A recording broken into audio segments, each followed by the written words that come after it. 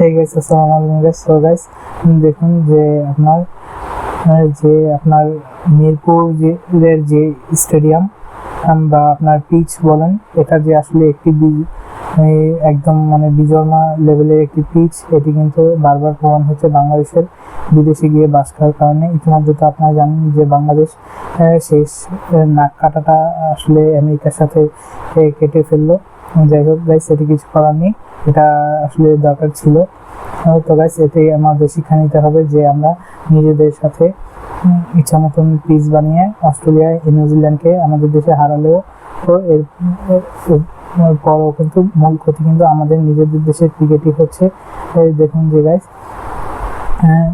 এর আগে কিন্তু আমরা দেখেছিলাম যে 2015 সালে বিশ্বকাপে আপনার ছোট মাঠে নিউজিল্যান্ড বড় বড় রান করে কিন্তু আপনার নিউজিল্যান্ড ধরা খেয়েছিল ফাইনালে গিয়ে, কারণ তারা একটি ম্যাচ হারেনি।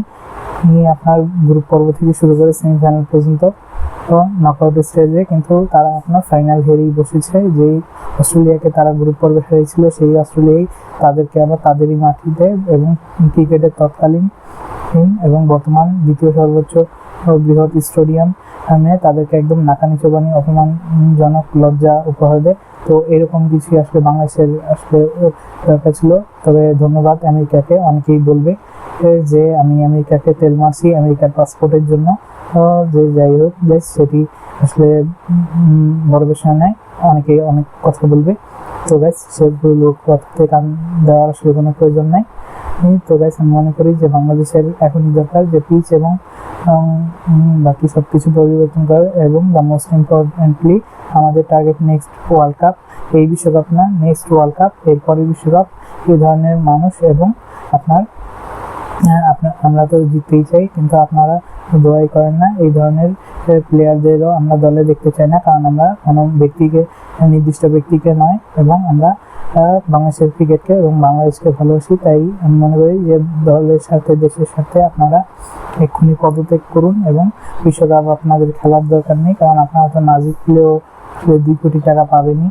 তো ওই টাকা নিয়ে আপনারা জীবনের লাস্ট আমোদ ফুর্তি করে দুবাই এবং আমেরিকাতে আপনারা আমোদ ফুর্তি করে আপনারা দেশে ফিরে আসুন, দামি ওয়াইন গিলে আপনারা দেশে ফিরে আসুন, এবং আপনাদের ব্যাগ বস্তা যা কিছু আছে দামি জিনিস সবগুলো নিয়ে আপনারা ফুটানি জায়গা থেকে আপনারা আমাদেরকে রেখে দেন। আমাদের এভাবে সময় এবং আবেগকে নিয়ে আর খেলবেন না। এটি আমার প্রতি বিসিবির প্রতি অনুরোধ রইল। তো বিসিবির কাছে আমার একটি অনুরোধ যে এভাবে দেশের ক্রিকেটকে নষ্ট না করে সম্মান থাকতে থাকতে বিদায় নিন, নইলে কিন্তু দেশের মানুষ আপনাদের এবং আপনাদের প্লেয়ারদেরকে একদম ইন্ডিয়ার মতন অবস্থা করবে বলে আমি মনে করি। তো যাই হোক, এটি ছিল আমার বক্তব্য। আপনাদেরকে মতামত কমেন্ট করে জানিয়ে দিন, এবং আমার ভিডিও ভালো লাগলে লাইক করুন, শেয়ার এবং সাবস্ক্রাইব করুন। Thank you.